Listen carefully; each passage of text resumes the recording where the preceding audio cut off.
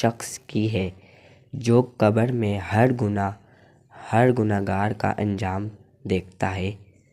اس دن اتوار کا دن تھا۔ میں کافی تھک چکا تھا، بچوں سے کھیل کود، پھر شام میں پیکنگ پر گیا۔ سارا دن مصروفیت کی وجہ سے تھک کر چور ہو چکا تھا۔ بچے اور بیوی باہر حسین میں ٹی وی دیکھنے بیٹھ گئے۔ میں جلدی سے سونے چلا گیا۔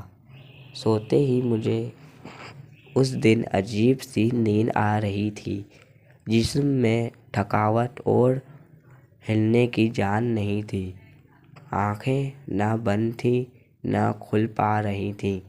دماغ پر عجیب سا وزن محسوس ہو رہا تھا۔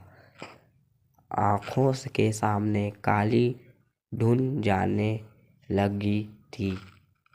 کانوں میں عجیب سا شور ہو رہا تھا۔ پاؤں درد کرنے لگے تھے، جیسے خون باہر نکلنے کی کوشش کر رہا ہو۔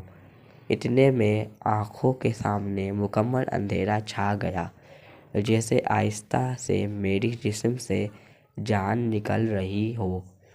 میری آنکھیں بند تھیں، پھر بھی مجھے وہ نظارے دکھائی دینے لگے تھے۔ نہ چاہتے بھی دماغ میں ماضی کے پچھلے کئی گناہ یاد آ رہے تھے، جیسے کوئی بھکاری بچہ مجھ سے بھیک مانگنے آیا اور میں نے اسے دھکا دے کر ہٹا دیا۔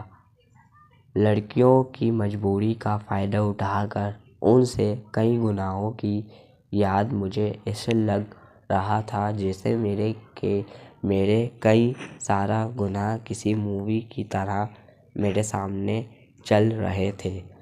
میں جاگنے کی کوشش کر رہا تھا، پر میرے جسم میں ذرا سا ہلنے کی طاقت نہ بچی تھی، جیسے ایک کھوکھلی لاش کسی نہر میں تیر رہی ہو۔ میرے کانوں میں اذان کی آواز گونج رہی تھی اور اس دوران میرے ہنسنے اور بات چیت کی یاد، نماز پر جان بوجھ کر نہ جانا، ان سب یادوں سے ایک خوف طاری ہونے لگا تھا۔ پھر کچھ لمحوں بعد مجھے کالے لباس میں ایک شخص دکھائی دینے لگا اور مجھ سے کہنے لگا، میں ملک الموت ہوں، تمہارا وقت اس دنیا میں پورا ہو چکا ہے اور مجھے حکم ہوا ہے کہ تمہاری جان لی جائے۔ میں سن کر گھبرا گیا۔ روتے منت کرتے کہا، خدا کے لیے مجھے چھوڑ دو، میری ابھی مرنے کی عمر نہیں ہے، میرے چھوٹے چھوٹے بچے ہیں اور میں نے قبر کے لیے کوئی تیاری بھی نہیں کی ہے اور میرے کوئی اچھے کام بھی نہیں ہیں، میں نے نمازیں بھی نہیں پڑھی۔ خدا کے لیے مجھے آخری موقع دو تاکہ میں نماز پڑھوں، اچھے کام کروں، خدا کو راضی کروں تاکہ قبر کے عذاب سے بچ جاؤں۔ میری التجائیں سن کر وہ مجھ سے افسوس کرنے لگا اور کہنے لگا، اے ابن آدم، کیا تمہیں معلوم بھی تھا کہ موت کی کوئی عمر نہیں؟ تو تم نے یہ سب اچھے کام پہلے کیوں نہیں کیے؟ تم دنیا میں جس کام کے لیے آئے تھے وہ تم بھول گئے اور جنوں کے لیے تم نے دنیا میں کام کیا تو وہ آج تیرے سب کہاں ہیں؟ افسوس، تم نے ساری زندگی بڑے بڑے واسطے بنائے، وہ بھی آج تمہیں موت سے نہیں بچا سکتے، کیونکہ خدا کی طرف سے تمہاری جان لینے کا حکم ہوا ہے، جسے کوئی بھی ٹال نہیں سکتا۔ اب تمہارے جیسے اعمال ہوں گے، ویسا ہی برتاؤ ہوگا تم سے۔ وہ میری روح قبض کر چکا تھا اور اب میں اسی بیڈ پر لاش کی طرح سویا ہوا تھا۔ میری چاروں طرف میری بیوی، بچے اور خاندان والے موجود تھے۔ سب میرے لیے رو رہے تھے۔ کچھ فون پر ادھر ادھر مرنے کی اطلاع دینے لگے۔ عورتیں دھارے مار کر میری لاش پر رو رہی تھیں، جن کی آوازیں میری روح کو تکلیف پہنچا رہی تھیں۔ کچھ ادھر ادھر میرے مرنے کی اطلاع دینے لگ گئے۔ عورتیں دھارے مار کر میری لاش پر رو رہی تھیں، جن کی آوازیں سے میری روح کو تکلیف پہنچ رہی تھی۔ میں سب کچھ دیکھ اور سن پا رہا تھا، پر بول نہیں سکتا تھا۔ میری نظریں واسیع ہو چکی تھیں۔ مجھے سب کچھ آسانی سے دکھائی دے رہا تھا۔ گھر میں مہمانوں کا آنا جانا بڑھنے لگا۔ کچھ میری تعریف کر رہے تھے کہ میں مرحوم اچھا تھا، تو وہاں کچھ برائی بھی کر رہے تھے، اور برائی کرنے والوں کی وجہ سے میری روح کو تکلیف پہنچ رہی تھی۔ تھوڑی دیر میں مسجد میں میرے نام کا اعلان ہونے لگا۔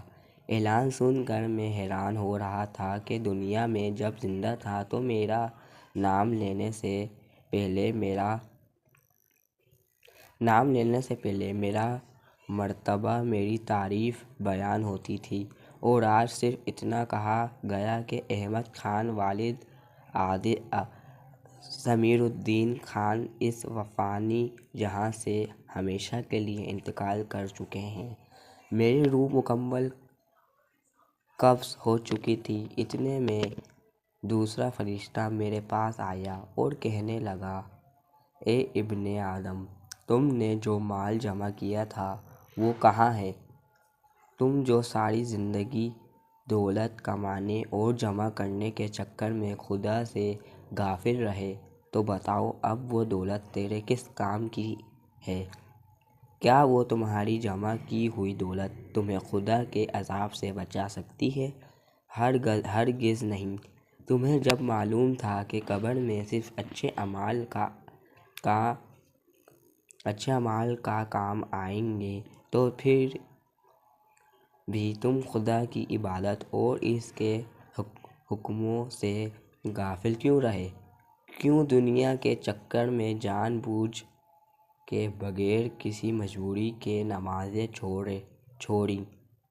اب تیار ہو جاؤ اپنے اچھے برے انجام کے لیے۔ اس کے کسی بھی سوال کا میرے پاس جواب نہیں تھا۔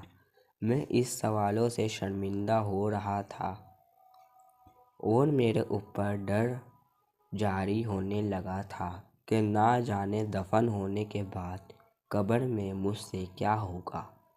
پھر مجھے جلدی ہی سے غسل دینے کے لیے لے جایا گیا۔ غسل دینے والا جب میرے جسم کو چھو رہا تھا تو مجھے بڑی تکلیف ہو رہی تھی، کیونکہ اس کی زبان پر کوئی قرآنی آیات، درود پاک اور کلمہ وغیرہ نہیں تھا۔ میرے اوپر کھڑے سب اپنی باتوں میں مگن تھے۔ کوئی میرے موت سے خوف نہیں کھا رہا تھا کہ کل انہیں بھی مرنا ہے۔ کسی کی زبان پر کوئی نیک کلمہ نہیں تھا جس سے میری روح کو سکون پہنچتی۔ میری روح وہاں گنہگاروں میں شمار تھی، جسے لوگوں کی دعائیں ہی سکون پہنچا سکتی تھیں۔ تھوڑی ہی دیر میں مجھے غسل بھی دیا گیا، پھر مجھے چارپائی پر سلایا گیا۔ اب میرے چاروں طرف میرے گھر والے، بیوی بچے، بھائی بہنیں، رشتہ دار، دوست، سب میری لاش پر رو رہے تھے۔ میرے دوست جنہوں نے مجھ سے وعدہ کیے تھے کہ ہم ہر مشکل وقت میں تمہارے ساتھ رہیں گے، آج وہ بھی دور کھڑے اکیلے کونے میں رو کر خاموشی سے مجھے الوداع کر رہے تھے۔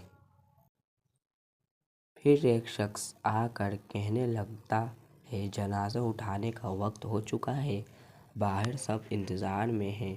سنتے ہی میرے گھر والے پھر سے میری چارپائی کو چہک گئے اور زوروں سے رونے لگ گئے۔ میں ان کے رونے سے پریشان ہو رہا تھا۔ مجھے سمجھ نہیں آ رہا تھا یہ سب میرے لیے اتنا کیوں رو رہے ہیں۔